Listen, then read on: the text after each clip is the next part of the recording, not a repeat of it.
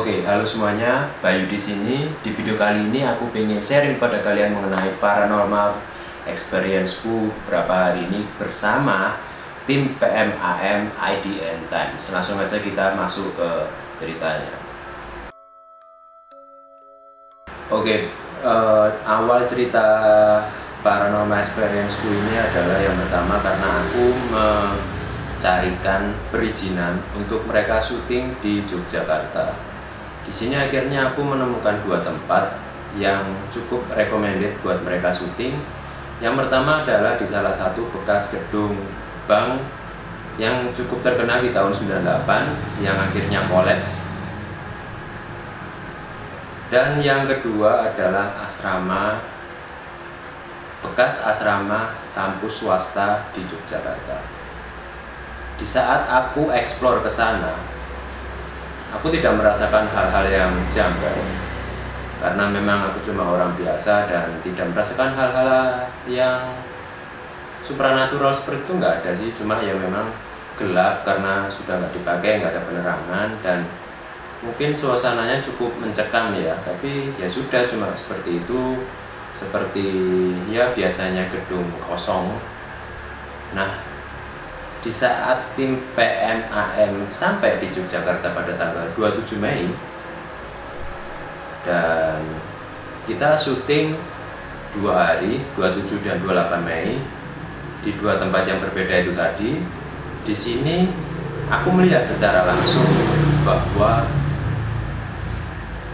ternyata mereka ini asli, teman-teman.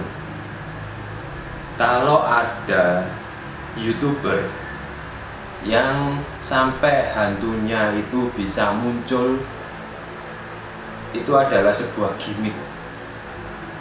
Asli itu gimmick, itu palsu, nggak ada hantunya seperti itu. Karena hantu yang bisa menampakkan dirinya adalah hantu yang punya ilmu tinggi seperti manusia yang bisa melihat mereka juga kayak gitu. Nah, di sini aku melihat proses syuting dari mulai survei kembali di tempat yang sudah aku izinkan, kemudian malamnya kita syuting tepatnya pukul 12:30 jam 12 malam hingga subuh. Nah, yang menarik di sini waktu tanggal 27 Mei aku bersama beberapa tim anggota tim PMAM menelusuri kembali, kita survei kembali di salah satu bekas bank di Yogyakarta yang kolaps tahun 98. Di sini itu kita surveinya masih sore, teman-teman, sekitar jam 6:30 setelah berbuka puasa.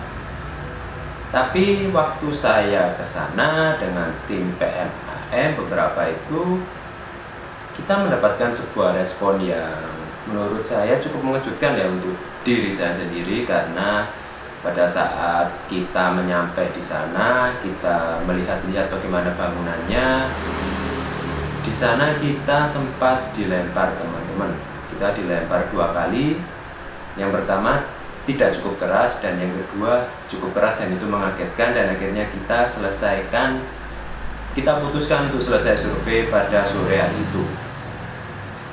Lalu setelah kita selesai survei, kita kembali ke hotel. Tim PMAM akhirnya bersiap-siap untuk melakukan syuting, dan jam 12 malam kita syuting di tempat tersebut, di bekas gedung bank swasta ya di Indonesia tahun 98 gitu. Nah, di situ pada saat syuting aku kan ikut di belakang kamera, di belakang layar.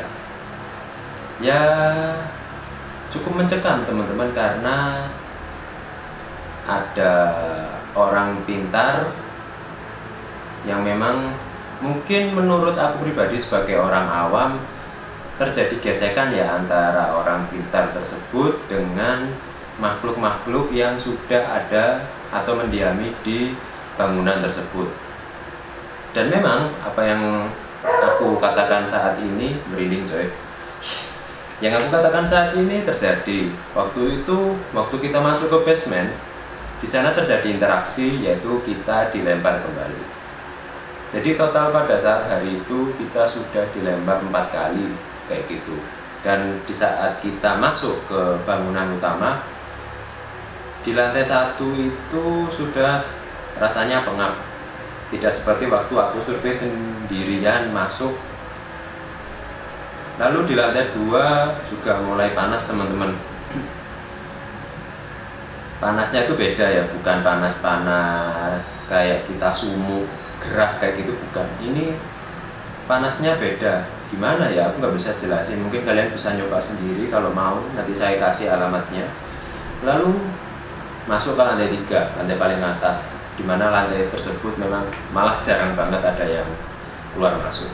Di sana ada salah satu ruangan yang cukup besar dan kita semua masuk di situ.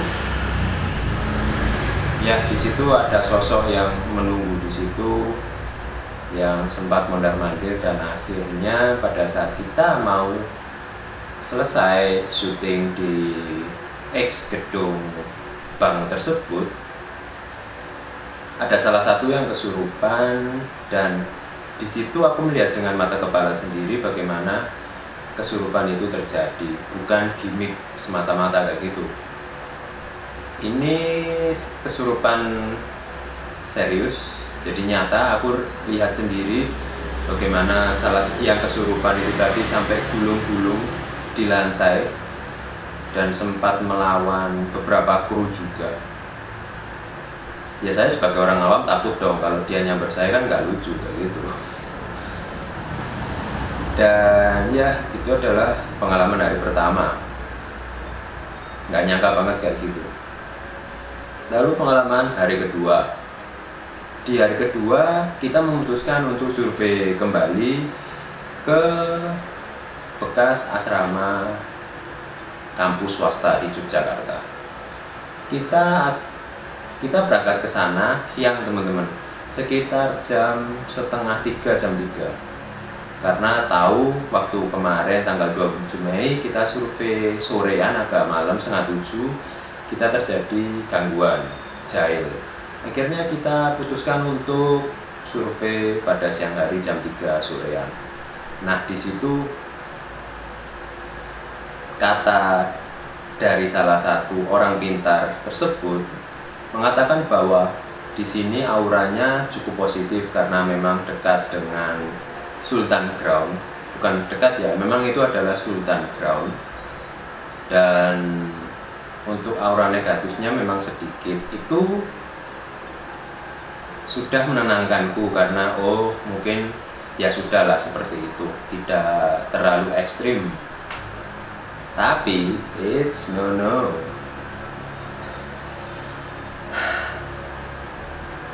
Ya, ketenanganku berubah ketika malam, ketika kita sudah selesai survei kayak gitu. Tim PMAM akhirnya datang ke tempat itu dengan komunitas yang suka dengan horor di Yogyakarta juga. Dan aku bertanya kepada salah satu orang pintar tersebut dan dia memberikan penjelasan informasi bahwa adanya perubahan suasana sih di saat siang hari dan malam hari ternyata sudah beda. Dan ya memang di malam hari akhirnya lebih mencekam karena kita syutingnya juga jam 1-an baru ready to take video kayak gitu. Di situ kita sempat melakukan beberapa hal-hal baru, inovasi yang aku tidak mau menyebutkannya daripada nanti aku spoiler. Jadi nanti kalian bisa nonton aja di channel YouTube IDN Times atau ketik aja di YouTube tim PMAM gitu. Nah, di sana kita mencoba sebuah challenge dan waktu kita melakukan sebuah challenge tersebut ternyata ada sebuah interaksi yang bisa ditangkap oleh salah satu host dari tim PMA ini, karena dia memang mempunyai kemampuan khusus untuk merasakan makhluk-makhluk seperti itu. Ya, saya sebagai orang awam melihat seperti itu, ya gimana ya, mau dijelaskan secara nalar juga nggak bisa ya, karena memang itu adalah anugerah dari Tuhan dan kita sebagai manusia cuma menerima dan menjalankan kodrat kita sebagai manusia kayak gitu. Di situ sempat melakukan challenge beberapa kali yang akhirnya malah membuat suasana semakin panas. Bayangin aja tuh, udah bangunan kosong, katanya dulu ada tragedi, dan di situ kita melakukan sebuah challenge yang cukup menarik dan akhirnya mengundang banyak teman-teman di sekitar kita ikut mendekat ke kru PMAM juga kayak gitu. Dan aku merasakan sendiri bahwa seketika itu juga ketika kita melakukan challenge tersebut, hawa di sekitar saya itu jadi sumuk, anget, gerah ya kayak gitu, dan keringetan. Padahal sebelum ada challenge tersebut hawanya biasa-biasa aja. Nggak percaya, buktikan sendiri teman-teman. Ini based on the true story ya kayak gitu. Ya awalnya nggak percaya sih, tapi ya setelah aku melihat secara gamblang kayak gitu, ya aku ngomong nggak percaya ya nggak mungkin kayak gitu. Jadi buat teman-teman yang mungkin melihat, ya khususnya tim PMAM ya, kalau mereka bilang ada yang komentar ini cuma gimmick, ini cuma settingan kayak gitu, kayaknya kalian harus nyoba untuk mencari perizinan dan kalian ikut syuting deh, sumpah. Kalau aku bohong, aku bayar deh.